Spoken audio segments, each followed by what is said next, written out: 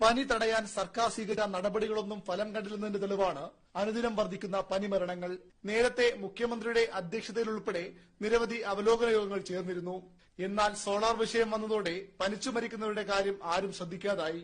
എല്ലാം നിയന്ത്രണ വിധേയമെന്ന് ആരോഗ്യവകുപ്പ് അവകാശപ്പെടുമ്പോൾ സ്ഥിതിഗതികൾ രൂക്ഷമെന്ന് ഈ കണക്കുകൾ സൂചിപ്പിക്കുന്നു. സംസ്ഥാനത്ത് ജൂൺ 1 മുതൽ ഈ മാസം 25 വരെ പനി ബാധിച്ചു മരിച്ചത് 132 പേർ. ഇതിൽ ഡെങ്കിപ്പനി മരണങ്ങൾ 91, 25 പേരുടെ ജീവനെടുത്തത് എലിപ്പനി. കൊല്ലത്ത് ഒരാൾ H1N1 ബാധിച്ചു മരിച്ചു. ഈ മാസം ഇതുവരെ 48ഉം കഴിഞ്ഞ മാസം 84 പേരും മരിച്ചു.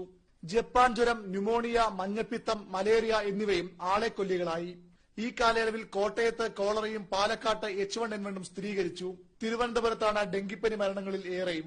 50-ലേറെ പേരാണ് ഡെങ്കി ബാധിച്ച് തലസ്ഥാനത്ത് മാത്രം മരിച്ചത്. ഏറ്റവും കൂടുതൽ ഡെങ്കിപ്പനി ബാധിതരുള്ള ജില്ലയും തിരുവനന്തപുരം തന്നെ. 7 മാസത്തിനിടയിൽ 3607 പേർക്ക് ഡെങ്കിപ്പനി സ്ഥിരീകരിച്ചു.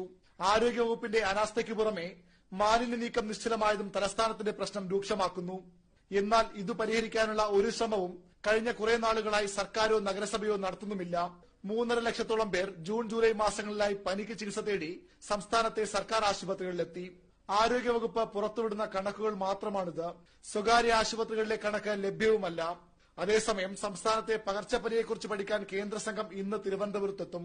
കഴിഞ്ഞ തിങ്കളാഴ്ച കേന്ദ്ര സംഘം സംസ്ഥാനത്ത് വരാൻ തയ്യാറായിരുന്നുവെങ്കിലും ആരോഗ്യമന്ത്രി സ്വകാര്യ ആവശ്യത്തിന് ഡൽഹിയിലായിരുന്നതിനാൽ സന്ദർശനം മാറ്റിവെക്കുകയായിരുന്നു.